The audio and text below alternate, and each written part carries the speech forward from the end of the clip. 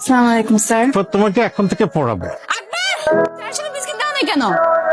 শুরুতেই গলদ। প্রথম দিন এসে আমার বই নষ্ট করে ফেলেন, এখন কি পড়বো? Sorry, extremely sorry. সরি বললেই সবকিছু সলভ হয়ে যায়, এত ইজি। আচ্ছা আমি পরিষ্কার করে দিই। পরিষ্কার করা তো আপনার কাজ না। যাও। স্যার আজকে আমার পড়ার মুড নাই, আপনি চলে যান।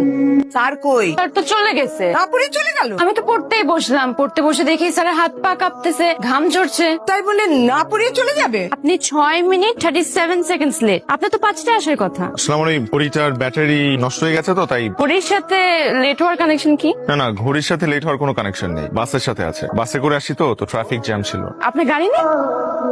এই মামা। মামাকে ডাকছো কেন? এই মামা। আরে মামাকে কেন ডাকছো? আমরা কোথায় যাচ্ছি? আগে চলেন না। আগে বলেন না কোথায় বসবো। এখানে। এখানে কেন বসবো? আমার এখানেই পড়তে ইচ্ছা করছে আজকে। এইখানে পড়বে তুমি? বই খাতা কোথায়? স্যার পড়াশোনার জন্য প্লেস ম্যাটার করে না, এখন স্যার হিসেবে আপনার দায়িত্ব আমাকে পড়ানো। কিন্তু তুমি যা শুরু করছো এভাবে তো আমি তোমাকে পড়াইতে পারবো না। আমি চিটাগং ইউনিভার্সিটি পড়তে চাই, ঢাকা ইউনিভার্সিটিতে না। হোয়াট? হুট করে তুমি ঢাকা থেকে চিটাগং ইউনিভার্সিটি কেন শিফট করতে যাচ্ছ? স্যার আমার বয়ফ্রেন্ড চিটাগং ইউনিভার্সিটিতে পড়ে। কার বয়ফ্রেন্ড? আমার। এই পিচ্ছি মেয়ের বলে বয়ফ্রেন্ড আছে? পিচ্ছি?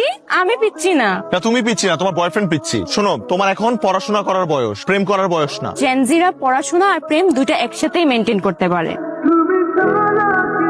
আগে দেখেন কোন একটা ভুল হচ্ছে। আর বল, কত বড় সাহস আমার মেয়েকে নিয়ে পার্কে পড়াইতে যায়। আঙ্কেল আমি শুধু কি পার্কে পড়াতে গেছে? পার্কে গিয়ে আমার মেয়েকে প্রেম নিবেদন করছে। কত বড় সাহস! তুমি এই বাড়িতে টিউশনি করো, তুমি চাকরি করো আমাদের, তার মানে তুমি এই বাড়ির চাকর। তোমার মালিকের মেয়ের দিকে তাকাইছো, তোমার তো চোখ তুলে ফেলা উচিত। আন্টি আপনি কিন্তু একটা কথা বলবা না। এই পুলিশে ফোন করো, পুলিশে ফোন করে ওকে ধরে দাও। ও আজকে আমার মেয়ের সাথে এরকম করছে, কালকে আরেক বাড়িতে গিয়ে করবে। ও যেন কোনো বাড়িতে টিউশনি করতে না পারে তার ব্যবস্থা করো। ছোট লোক কোথাকার, আমি তো ভাবছিলাম তুমি ভদ্রলোক, তুমি তো একদম ছোট লোকের বাচ্চা কোথাকার। প্লিজ আন্টি আপনি আমার মা বাবাকে নিয়ে কিছু বলবেন না। খুব লাগতেছে না? খুব লাগে। দেখেন আপনার কিছু বলতে হলে আপনি আমাকে তোমার কি ধান্দা ছিল যে এই ফ্যামিলিতে ঢুকে নিজের স্ট্যাটাসটাকে আপ করবা?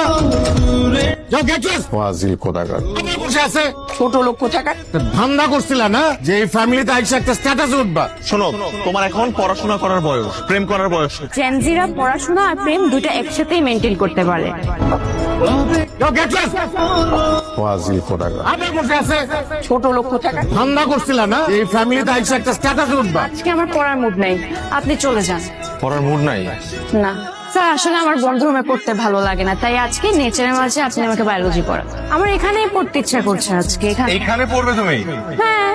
ম্যাডাম আপনি কার কাছে যাবেন? আমি রিফাত স্যারের কাছে যাবো। একটু দাঁড়ান, আমি একটা কল দিয়ে না জিজ্ঞেস। না না, কল দিবেন না প্লিজ। কি হয়েছে এখানে? স্যার দেখেন না, উনি রিফাত স্যারের কাছে যাবে, কিন্তু তার পারমিশন ছাড়া তো আমি যেতে দিতে পারি না।